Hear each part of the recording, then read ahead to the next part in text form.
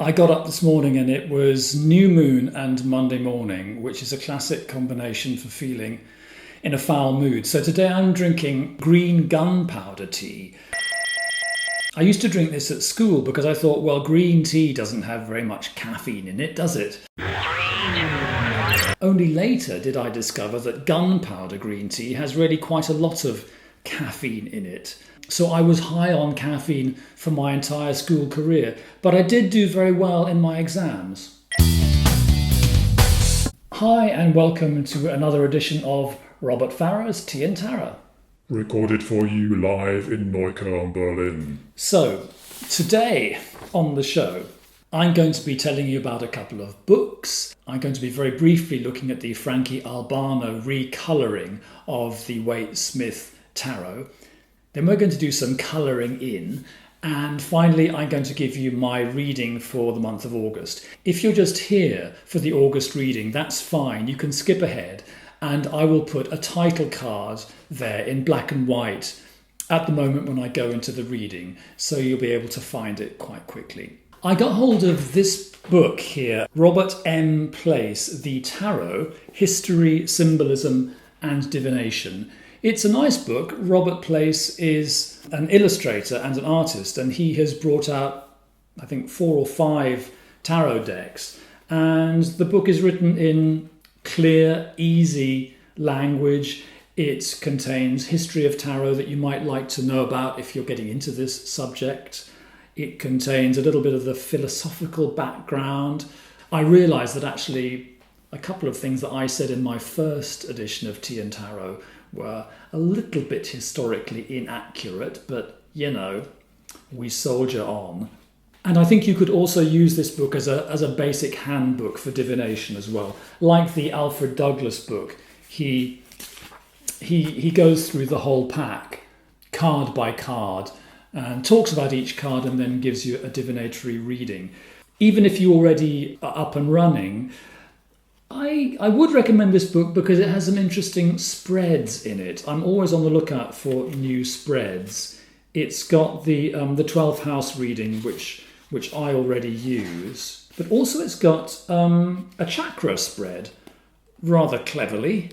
You can take, he says 3 cards, but that would be too much for me. I would do 1 card for each of your querent chakras, and that'll give you a grid to do your reading. Okay, so good stuff. I finished Marcus Katz's Tarosophy. Oh my goodness. It's a very serious book, and I respect Marcus Katz as a scholar. He's the sort of person who will go into the British Museum, fish out letters, written by Aleister Crowley that no one else has bothered to read, and do some real research and come up with some really new stuff. He can be a bit severe. He talks about reviewing tarot decks. He says, if you are going to review decks, please consider doing it from the most informed and aware position possible. I would recommend a basic knowledge of art criticism, a comprehensive knowledge of tarot history, and a wide knowledge of contemporary decks. Emily Auger's Tarot and Other Meditation Decks and Helen Farley's A Cultural History of Tarot are essential, as is Stuart Kaplan's 4-volume Encyclopedia of Tarot. So, ladies and gentlemen, if you fancy reviewing a tarot deck on YouTube, make sure you've read Stuart Kaplan's 4-volume Encyclopedia of Tarot before you open your mouth. Something very nice arrived in the post today. Well, 2 nice things. A couple of books from Michael Atavar, who is a writer who he advises artists, and he also writes these incredible books about unlocking your creativity. I've got 2 here. Looking at Art with Your Eyes Closed. Fantastic. And Better Magic. I mean, I think Better Magic sounds like the ideal book for a tarot reader. It's not really about magic in that sense, as far as I can tell, but these books are just packed with strategies and tips and ideas for making yourself more creative. As he says in the foreword, always with the intention of waking you up, overturning conventional processes, and finding the best, most innovative ideas. It's a journey to the self. Take a deep breath. So, Better Magic and Looking at Art with Your Eyes Closed by Michael Attervar, highly recommended. But even with that warning from Marcus Katz about reviewing decks, I am going to very briefly talk about a deck. A friend gave me the Albano Waite deck. Frankie Albano was a slightly mysterious figure. The great thing about tarot is that people don't document it very well, history of tarot. So there's a lot of mystery around. A deck appeared, I think, in 1970. Forgive me if I've got the date a little bit wrong. And it was a recolouring of the classic Rider-Waite-Smith tarot.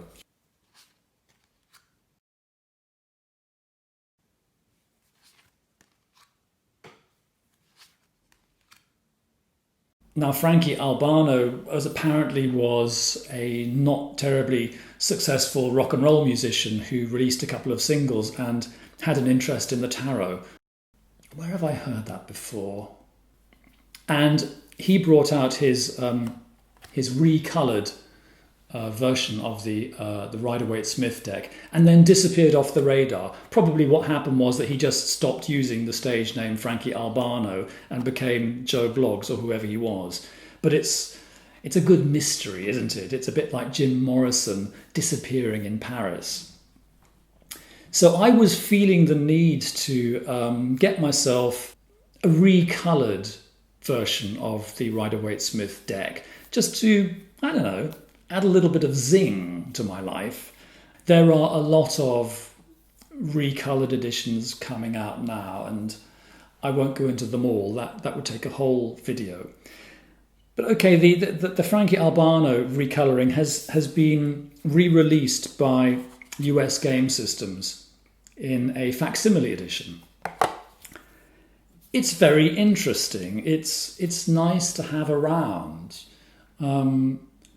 These images are, you wouldn't exactly say psychedelic, but Frankie Albano has not been shy about using colour.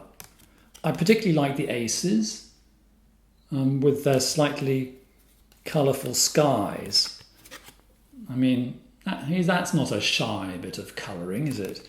And nor is that. And the court cards are great.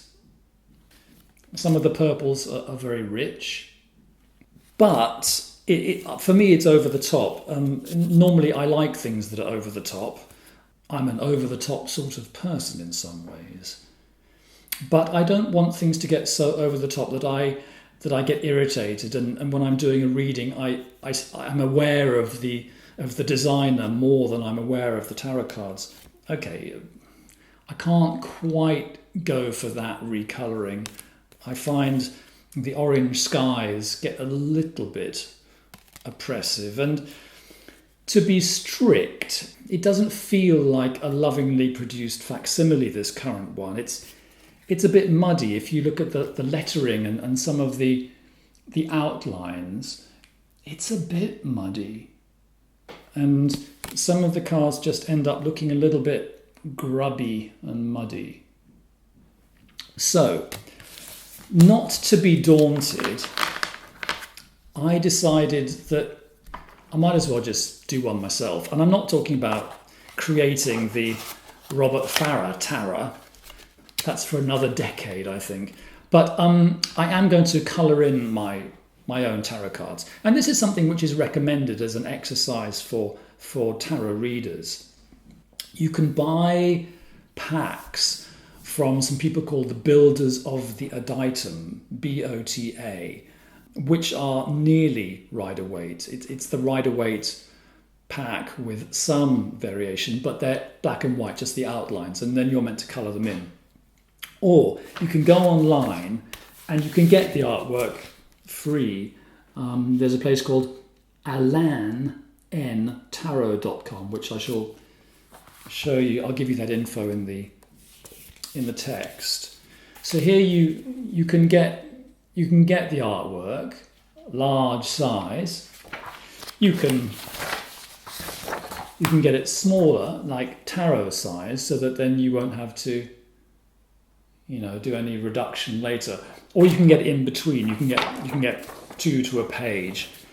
I'm doing the large size ones because I'm feeling a bit nerdy, and I want to do some real nerdy, detailed colouring in.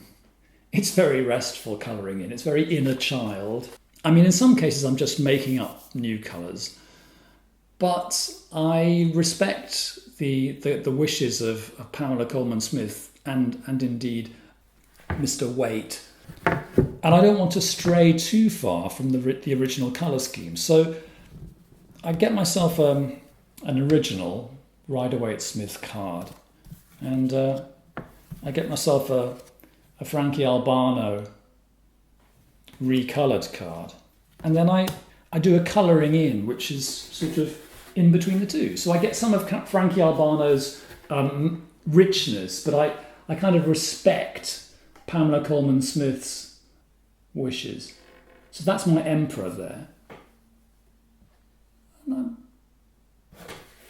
And I think I'll do the whole pack. It'll probably take me half a year or something. I can do one in a couple of hours. I've got some Caran d'Ache acrylic pencils here. I was given some of these when I was a young boy, and I never really used them. And life is funny like that, isn't it? I finally gave them away, ladies and gentlemen. And when you finally throw something out, that's very often exactly the moment when you need it, or maybe like 6 months before the moment when you suddenly decide you need it. So I'd had my Caran d'Ache aquarelles, not acrylics, for many years, threw them away, and now I want them. So I had to go and buy myself another set. There they all are. And these aquarelle pencils are nice because, they go on like pencils with quite some detail, and you can vary the pressure so that you get a dark colour or a light colour, and then you can go over the results with a wet paintbrush, and then they become watercolours, and they become a bit more vivid and a bit more liquid, and you can control the colours like that. Fantastic.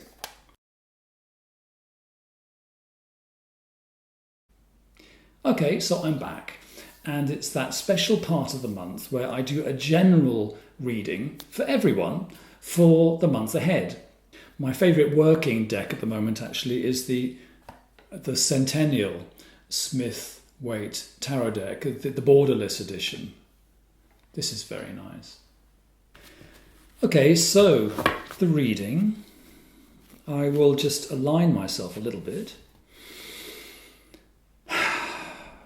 Take a deep breath. Feet on the ground.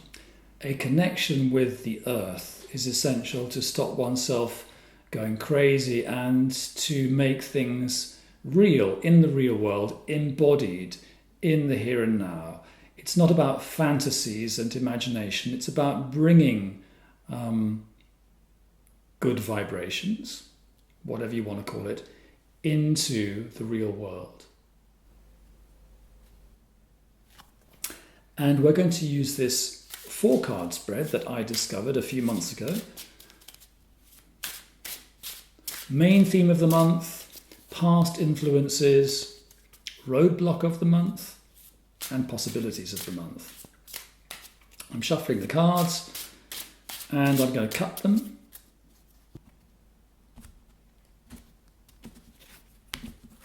And I'm going to turn up 4 cards.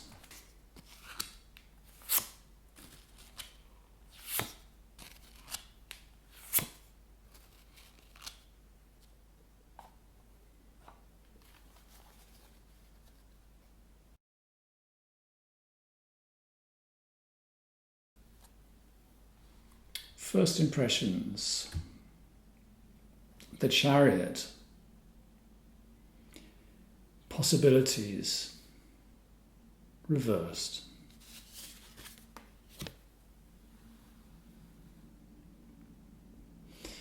The Chariot clearly relates to career, progress, armour, the putting on of a face, a persona, in order to advance in life. The Chariot is all about harnessing our inner energies, our inner dynamo of positive and negative attributes, the various parts of ourselves, into a coherent whole that can progress through life, through this world. And that's why Chariot becomes career. It's a card of success, and it's a card of progress, it's a card of movement. Possibilities of the month, Chariot Reversed. I see the possibilities of the month as slowing down. Putting that to one side. Taking off the armour, taking off the mask that we wear in public. Slowing down our chariot. Letting go of a little bit of control, allowing the energies of ourselves and our bodies just to roil around, express themselves, allowing a little bit of creative chaos to bubble around inside ourselves because we don't have to push ahead. The main theme of the month?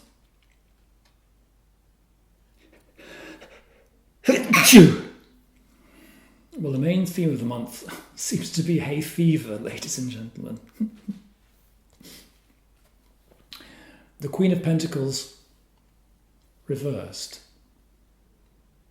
The image I have is of someone having some difficulty in their garden. A plant has died. It's been too hot. The image I have is of someone being dismayed by their garden. This is a reading for all of us. So I want to expand this into a social image. In Shakespeare, the state, the country, society is seen as a garden, and sometimes it gets a little bit wild and out of control, or at least it seems to. When we tend a garden, we work with nature, but we control nature, and we stop nature from doing things we don't want it to do, so that things can function, so that the food, the vegetables, the fruit can grow, and so that things can feel nice and ordered and convenient. The theme of this month is that the garden is not in order. And that is because the pain of the past has bubbled up to the surface. What is so traumatic for us as a big group at the moment is that it appears that we are at a fork in the road and that we have to make a major decision about how we are going to evolve and become more mature as a society. That fork in the road is our roadblock. I'm also getting a connection between the first card, the reversed Queen of Pentacles, and the third card, the roadblock. I saw the Queen of Pentacles in this reading as a gardener, and I also see a memory of Adam and Eve in the Lover's card, who were cast out of the garden. It feels like there is a really strong feeling of cause and effect, of storytelling in this reading. We have a 5, a 6, and a 7, albeit reversed. We have the pain of the past leading to a feeling that much that was good has been lost, that we have somehow been thrown out of the garden. And the advice is to slow down.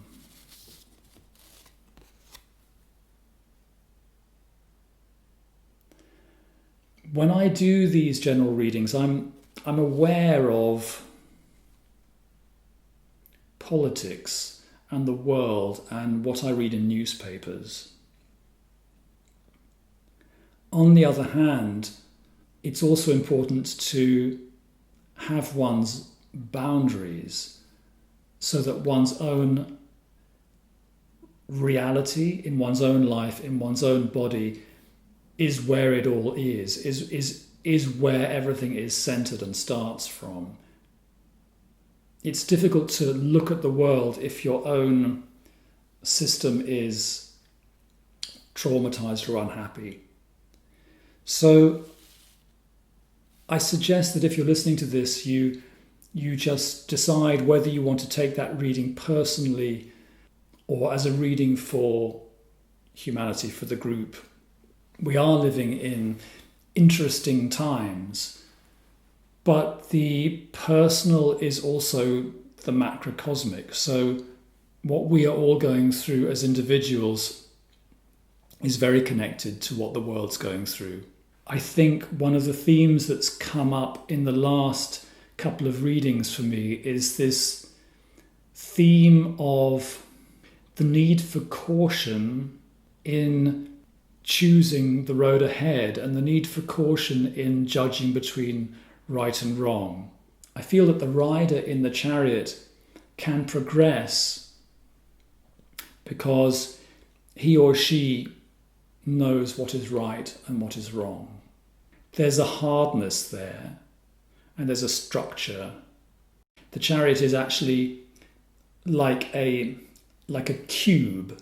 The base of the chariot is a cube. And these cubes are always symbolic of structure and stability. And the number 4 is like that. And structure and stability is one of the essentials of life. But also in tarot imagery, it can move into stagnation and too much structure. So I think, once again, this card is advising caution before judgment, caution before making up one's mind between what is right and what is wrong. I hope that was helpful. If you have any questions about the reading, you can always write into me on YouTube or on Facebook. I'm always pleased to answer questions. You can even suggest specific future readings if you want. I'll be back in another couple of weeks with another tarot pack review, the wonderful Hidden Message Tarot by Julian Pacot. I put these videos out every 2 weeks on Sunday morning, and you can catch them Saturday night if you stay up very late and you live somewhere way out west like Los Angeles. Don't forget to give me a like or a share. You could even subscribe to my channel and press on that little bell button so that you'll be notified whenever I release one of these marvellous videos. Thanks to everyone for tuning in. Remember to have a pack of tarot cards with you at all times, just in case you really need to urgently answer one of those insoluble questions of life. Get a mini tarot deck and keep one in your handbag, perhaps. Isn't that great?